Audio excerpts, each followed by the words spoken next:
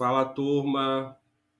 Boa tarde, boa noite, bom dia, né? Não sei que horas que você vai ver essas aulas, mas aqui a gente vai gravar, né? Eu vou gravar para vocês aqui três aulas muito importantes para a gente falar sobre produção audiovisual da ideia ao mercado. Primeiramente, me apresentar, meu nome é Floresvaldo Júnior, sou agente cultural natural de Teoflotone.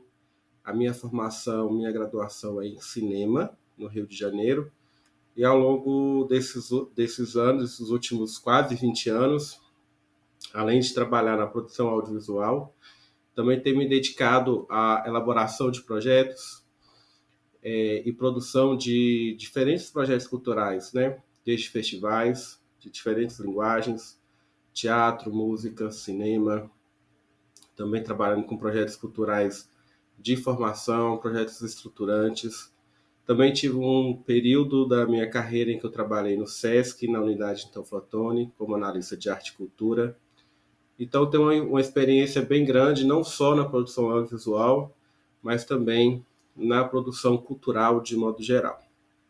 Então, a nossa ideia aqui é abordar assuntos que são linhas gerais para a produção audiovisual, em que eu possa dar aí essas orientações básicas para vocês que estão iniciando, ou para quem já está também no mercado.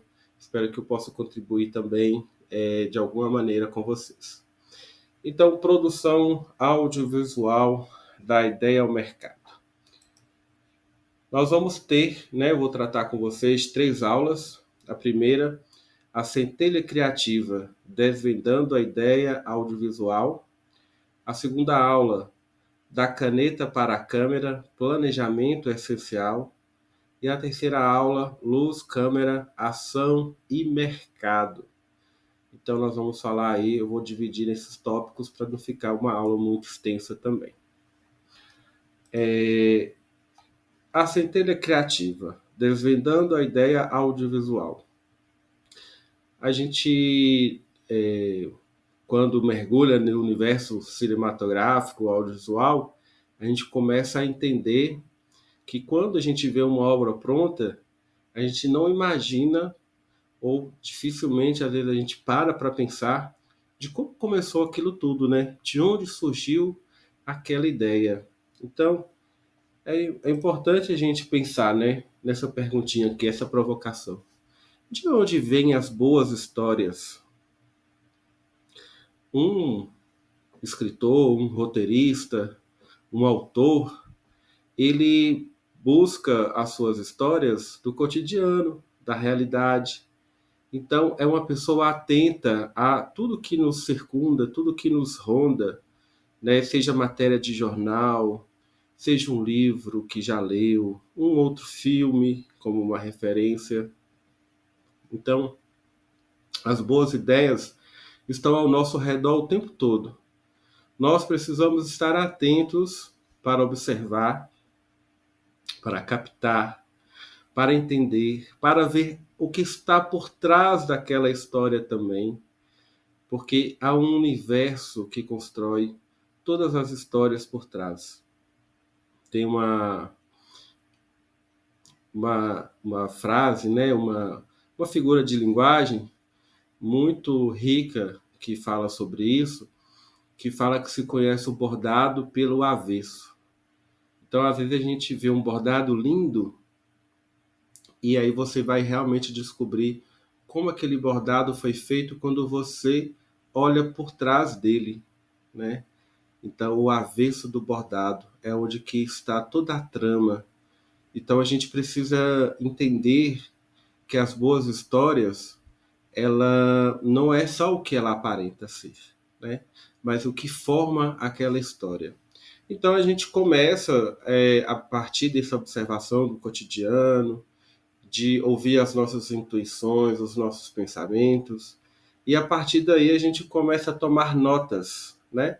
Fazer anotações de ideias, como poderia falar assim, ideias de forma até aleatória, o que vem. Então, é importante, por exemplo, você pode ter um caderno de anotações de ideias, e porque às vezes vem surge, né, a ideia de uma cena, de um personagem, de um filme, de um roteiro todo. Então, é um exercício muito interessante esse caderno de ideias. Então, por exemplo, aqui eu vou colocar algumas coisas que eu anotei. Número um: uma mulher do interior de Minas Gerais sonha em ser uma grande escritora, mas terá que enfrentar um contexto familiar de machismo, na qual a mulher é criada para o casamento. 2. Acompanhar 4 jovens de diferentes realidades sociais e suas relações com as redes sociais. 3. Um filme sobre o patrimônio histórico da cidade e sua destruição para a construção de novas obras. 4. Um filme sobre um menino que sonha em ser um grande jogador de futebol, mas sofre um acidente e fica paraplégico. Então são anotações, como falei, né, assim, aleatórias, digamos, porque é esse fluxo de ideia de anotar o que vem em nosso pensamento. Às vezes é um sonho, você acorda, vem com intuição, às vezes a partir de uma conversa, um diálogo que você escutou na rua, né, acontece. E aí são fontes de ideias. Então, quais são os primeiros passos para a gente desenvolver essa ideia? A partir dessa inspiração, né, você pode criar uma chuva de ideia. Então, você anotou ali uma ideia inicial, e aí você começa a criar uma chuva de ideias. Anotar nomes de personagens, quais os conflitos, as tramas, as subtramas. Começa a desenvolver um rascunho, né? Isso é um rascunho ainda. Você está, como se diz, testando a sua história, você está abrangendo, descobrindo ainda essa história. E depois também você pode definir qual tipo de filme é esse que eu estou escrevendo. É uma ficção? É uma animação? É um documentário? É um filme experimental? Também você define o formato. É um curta-metragem? Filmes aí, né? De 30 minutos, de até 15 minutos. É um média? Filmes de 30, a partir de 16 minutos até 50 minutos. É um longa, a partir de 51 minutos. Até aí, mais ou menos. Não tem limite, né? A partir de 50, a partir de 1 hora já é uma longa-metragem. Isso é importante também, você já definir qual o formato de filme que você quer colocar nessa história. O formato do tempo, né? Qual o gênero dramático? É um drama? É uma comédia? É um suspense? É um terror? É uma ficção científica? Então eu já coloquei aí 4 passos para você começar a desvendar a sua ideia. Quinto passo, defina o público. Qual é o público-alvo do seu filme? É muito importante a gente falar sobre isso, porque a gente tem um hábito de pensar que a nossa história é para todo mundo. É uma história livre, é para toda a família, é para todo mundo. É, não é para todo mundo. Então, quanto mais você tiver em mente o seu público-alvo, você tem chance de comunicar direto com ele. Não quer dizer que outras pessoas que não são do seu público-alvo, que elas não serão atingidas pela sua história, pelo seu filme, mas isso aí vem como um bônus. Se você não sabe onde ir, onde acertar, mais difícil, né, de ter êxito.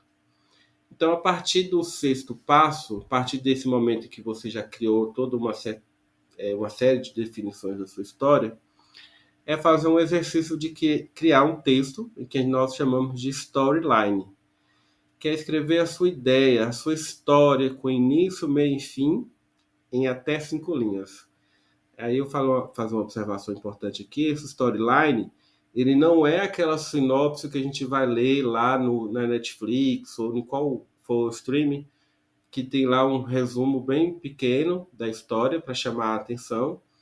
Ele não vai falar o final do filme ou da série. Mas neste documento, este é um documento da produção. Então, ele é um documento para você vender o seu filme, vender a sua história. Então, você precisa contar o início, o meio e fim. Qual foi o final dos personagens? Qual foi o final da história? Como é que aquele conflito se resolveu, né? Então, é um texto em que você vai colocar o início da história, o mundo comum da história, qual é o conflito que surge e como aquele conflito se resolveu, em 5 linhas.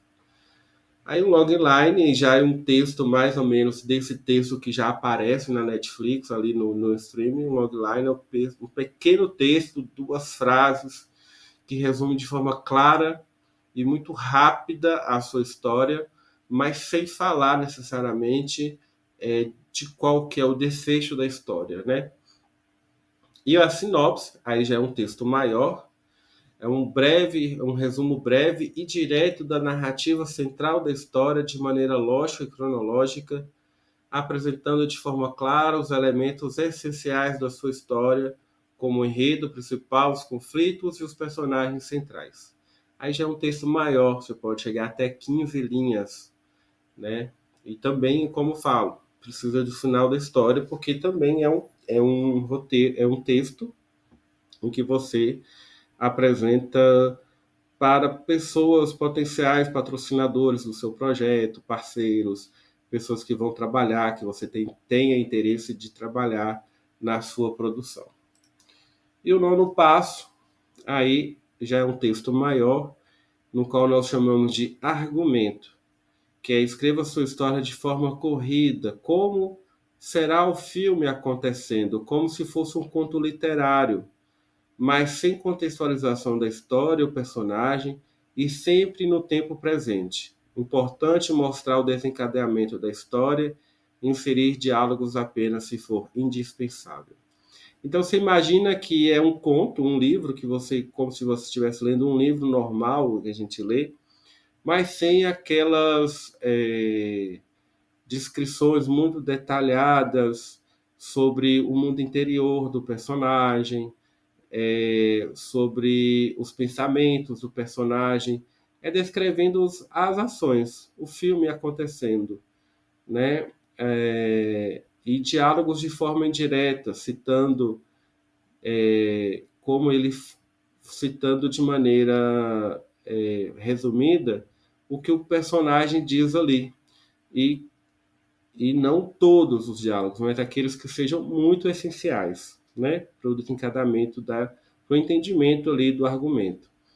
Então, o argumento vai depender do tamanho do seu formato de filme, se é um formato de curta, longa, média ou longa, e você pode criar aí um argumento de maneira a contar a sua história antes de chegar no formato do roteiro, que é um formato específico. Então, nós terminamos aqui a nossa primeira aula. Na próxima aula, a gente vai vir falar sobre da caneta à câmera, esse planejamento essencial, e que a gente também vai passar aí pela forma da escrita do roteiro.